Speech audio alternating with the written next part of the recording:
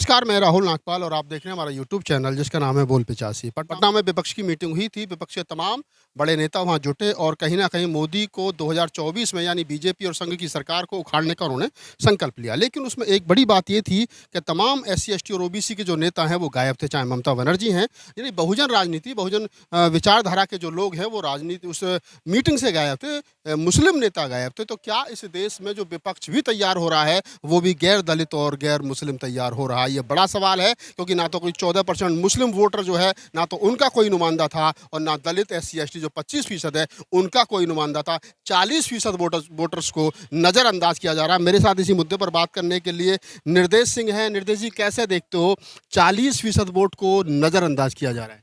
देखिए, कांग्रेस ये तो चाहती है कि विपक्ष बिठाया जाए, लेकिन विपक्ष से दलित गायब कर दिया गया है, क्योंकि वो चाहती है या तो बीजेपी आए या फिर हम रहें। मतलब सेंटर में या तो बीजेपी रहे या हम रहें। मतलब तीसरा कोई भी जो लीडर्स हैं या जिसका वोट परसेंट ज़्यादा है वो एक तरह से इग्नोर किया जा रहा है, क्योंकि उसकी जो मीटिंग हुई है वहीं से पता चल रहा है। मुस्लिम नेताओं को नरादत कर दिया है, बहन जी है, और दलितों के लीडर्स रहे हैं जिनके ऊपर अभी कार्यकर्ताओं ने भी कहा है कि भाई उनको क्यों नहीं बुलाया गया। जब विपक्ष का मतलब तो विपक्ष हो गया ना, टोटल विपक्ष को बुलाइए। जब पश्चिम बंगाल से ममता बनर्जी आ सकती हैं, इधर हमारे MK स्टालिन जी आ सकते हैं, तो क्यों नहीं, जिस यूपी बिहार से राजनीति देश की तय होती है उस यूपी बिहार के नेताओं में दलितों के नेताओं को अनदेखा क्यों किया जा रहा है? ऐसा तो डर नहीं है कि मायावती को बुलाएंगे तो फिर मायावती को प्रधानमंत्री पद का जो है वो दावेदार मानी जाएंगी और उनको फिर प्रधानमंत्री पद का उम्मीदवार घोषित करना पड़ेगा? कुछ ऐसा डर तो नहीं विपक्ष के मन में? देखिए, वो डर भी उनके मन में हो सकता है, लेकिन वो तो सीटों से तय होगा ना। कम से कम जब विपक्ष की मीटिंग बुला रहे हैं तो उसमें तो कम से कम लोकतंत्र रखिए कि हम सभी को बुलाया, हमने सभी को इनविटेशन दिया। कोई अपनी तरफ से ना आए वो एक अलग चीज़ है, कि भी हमने इनविटेशन दिया, नहीं आए वो उनकी अपनी मर्जी है। लेकिन विपक्ष का मतलब तो यही हुआ कि आप बहन जी विपक्ष नहीं है, क्या दलितों के और नेता विपक्ष नहीं है जिनको आप वहाँ इन्विटेशन नहीं कर रहे हैं, और एक आप जाति देख देख करके लोगों को इन्वाइट कर रहे हैं और ऊपर से कह रहे हैं विपक्ष। ये विपक्ष तो नहीं हो सकता। आपको लग रहा है कि ये चाहते हैं कि विपक्ष भी सवर्ण समाज का ही हो, पक्ष भी सवर्णों का, विपक्ष भी सवर्णों का, और जो तीसरा मोर्चा भी बने वो भी सवर्णों का? मतलब इस देश के अंदर SC ST OBC माइनॉरिटी जो 40, मतलब अगर मैं दलित और सिर्फ मुसलमानों की बात करूं, जैसे मैंने स्टार्टिंग में कहा कि 40% है, उसको लगातार नज़रअंदाज किया जा रहा है। तो ये विपक्ष की मंशा क्या है? मोदी को हराने की है या सिर्फ दिखावा चल रहा है? देखिए, ये क्या है, एक तो ये होते हैं कि बॉलिंग भी यही, बैटिंग भी यही करें और कैचिंग भी यही करें, दोनों तरफ से ये खेलें, और एम्पायरिंग भी यही करें। तो तीनों जो मोर्चे हैं उन पर यही रहें।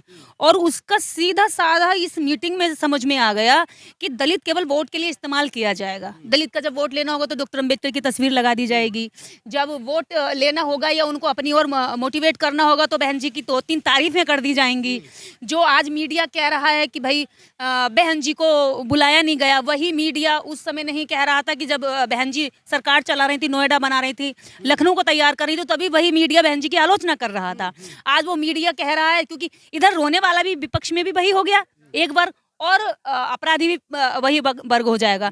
यानी कि दोनों तरफ से खेलेंगे यही। आपको FIR में भी फंसाएंगे, आपको बचाने के लिए भी यही जाएंगे, आप पर मुकदमे भी यही लगाएंगे, आपको समाज की नजरों में दोषी भी यही बनाएंगे, और फिर आपके लगे हुए जो अपने इनकी तरफ से लगे हुए दाग है उनको धोने का काम भी फिर यही करेंगे। सब कुछ इन्हीं के हाथ में, इक्का भी इनका और बादशाह भी इनका, मतलब दोनों तरफ। एक सवाल और यहाँ निकल करके आता है कि मायावती जी ने कहा था अभी 2-3 दिन पहले कि 80 सीट वाले उत्तर प्रदेश को नज़रअंदाज किया जा रहा है। तो इसका मतलब ये जो स्टेटमेंट है कहीं ना कहीं दर्शाती है कि मायावती जी जाना तो चाहती हैं विपक्ष में, लेकिन हो सकता है कि कुछ उनकी अपनी शर्तें हों जिन शर्तों के आधार पर वो जाना चाहती हो। तो वो शर्तें सार्वजनिक होनी चाहिए। अगर वो सही हैं, वो अपने समाज के बात रख के अगर शर्तों को लेकर जा रही हो तो वो सार्वजनिक होनी चाहिए। अगर सही हैं और समाज की भी उसमें सहमत, हम लोग भी देखना चाहते हैं, हम भी चाहते हैं कि सारा विपक्ष इकट्ठा हो और हमारा जो वोट परसेंट है वो इस तरह से किनारे ना हो, बांटा ना जाए, बिखरन जाए, या कोई थैले में भर के उसे बेच के ना आए।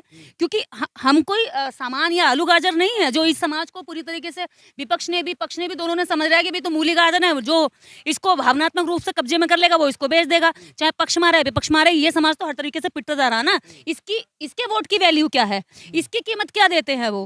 केवल ये कि आपको एक तरह से जब आपको वोट लेना होगा तो आप इनके लिए बातें करेंगे, इनके लिए कविताएं लिखेंगे, इनके लिए भाषण देंगे, लेकिन जैसे ही वोट आ जाता तो फिर उनको जानवरों से भी बदतर जीने के लिए छोड़ देते हैं। इनके ऊपर उत्पीड़न होता है, शोषण होता है, आप कोई आवाज़ नहीं उठाते। और रही बात इस देश में दलित वोट बैंक की, तो दलित वोट बैंक में पूरे भारत के अंदर दलित वोट बैंक है, और उत्तर प्रदेश के अंदर अगर 80 सीटों के साथ उनको बात करनी है तो 80 सीटों पर वोट बैंक दलितों का इतना ही है जितना आप अन्य प्रदेशों में अलग अलग सीटों पर ढूंढ रहे हैं, उससे अधिक यहाँ मिलेगा। लेकिन आपको अगर ये विपक्ष की मीटिंग करते समय इस देश के दलित नेता नहीं दिखे या दलित नेता जाना नहीं चाह रहे, मैं देखिए दोनों तरफ की बात कहूंगी, मुझे नहीं पता, क्योंकि जब हमारा समय ऐसा हो तो हमें कुछ समझौतों के साथ, हमें समाज बचाने के लिए कई बार कुछ चीज़ें ऐसी भी समझौते एक्सेप्ट करने पड़ते हैं, क्योंकि जब हम कमज़ोर होते हैं तो हमें दुश्मन के साथ भी पैक्ट करना पड़ता। काशीराम साहब ने भी किया था, बीजेपी के साथ सरकार बनाई थी।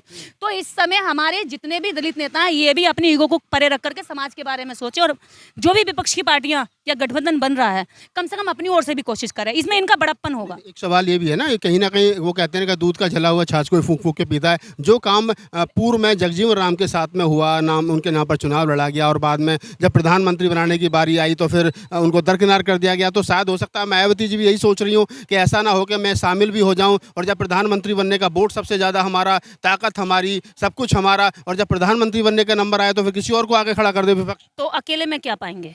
अकेले में क्या पाएंगे? बिना गठबंधन के अकेले में क्या पाएंगे? कुछ ना कुछ तो मिलना चाहिए ना। क्या आप ये बताइए, समाज की शर्तों का हमें नहीं पता कि ना आप जानते ना मैं जानती कि अंदर शर्तें क्या रही होंगी या क्या रही हैं। ये आप भी कयास लगा रहे, मैं भी लगा रही हूँ।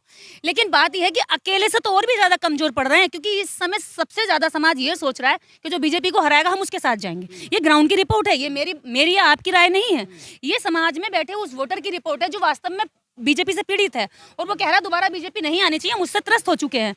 तो बीजेपी से त्रस्त लोग हमेशा अब सारा जो प्लान कर रहे हैं, सोच रहे हैं, विचार कर रहे हैं या मूव कर रहे हैं, वो उधर करेंगे जो बीजेपी को हराएगा। कहीं ऐसा ना हो कि सारा वोटर इधर को चला जाए और जो वोट बैंक भावनात्मक जुड़ा हुआ है कहीं उसमें भी खटास ना पड़ जाए।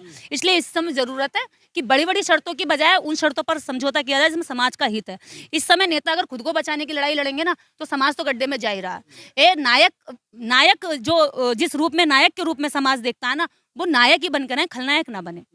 आप ये कह रहे हैं कहीं ना कहीं मायावती जी को भी बड़ा दिल दिखाते हुए, नहीं मायावती जी हो गए, चंद्रशेखर हो गए, और तमाम बहुत सारे नेता हैं, उनको बड़ा दिल दिखाते हुए कहीं ना कहीं जो विपक्ष है उसमें शामिल होना चाहिए, और जो अपनी मांगे उनको रखना चाहिए। जहाँ तक एक कॉमन एजेंडा जो बनता है उसको उस पर काम करना चाहिए। बिल्कुल, बहुत जरूरी है ना इस समय, इस वक्त हमें ये देखना है कि परिस्थितियां कितनी गंभीर हैं।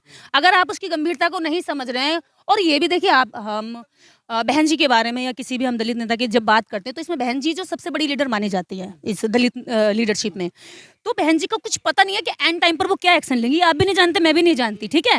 हो सकता है कि लास्ट मोमेंट पर आकर के इस सबका गेम पलट दें, तो ये भी हो सकता है। ये आप और बसपा की जो 40 साल की, मायावती जो 40 साल की राजनीति है, ऐसा तो नहीं है कि वो 2024 के चुनाव को रख करके कुछ रणनीति नहीं बना रही होंगी, उनके भी मन मस्तिष्क में कुछ ना कुछ चल रहा होगा। ये हम और आप यहाँ कयास लगा रहे हैं, लेकिन विपक्ष की जो भूमिका है वो कहीं ना कहीं संदिग्ध है, ये महत्वपूर्ण है। ये देखिए, ये वो कहीं जो चीजें हम लोग एब्जॉर्ब नहीं कर पाते हैं या उसका एनालिसिस हम लोग कहीं कहीं ऊपरी तरीके से करते हैं।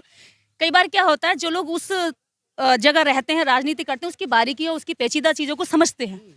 तो हो सकता है कि बहन जी एंड टाइम पर ये सारा ही गेम इधर का भी उधर का भी बिगाड़ दें, और बहन जी कुछ ऐसा भी अनाउंस कर सकते हैं जिसमें पक्ष और विपक्ष दोनों ही देखते रह जाएं कि ये क्या हो गया, और हम जैसे आप जैसे जो अलग अलग कयास लगा रहे हैं ये भी देखते रह जाएं कि अरे बहन जी ने क्या कर दिया। तो इसमें कोई दो राय नहीं है कि बहन जी ऐसा भी कोई कदम उठा सकती है। तो आप निर्देश सिंह थी, सोशल एक्टिविस्ट हैं, और इनसे बात करने का मतलब सिर्फ यही था कि जिस प्रकार से पटना में विपक्ष की मीटिंग हुई है, और उस मीटिंग में जिस प्रकार से मायावती जी नहीं पहुंची हैं, उनको बुलाया गया नहीं बुलाया गया, ये मायावती जी और विपक्ष बेहतर जानता है।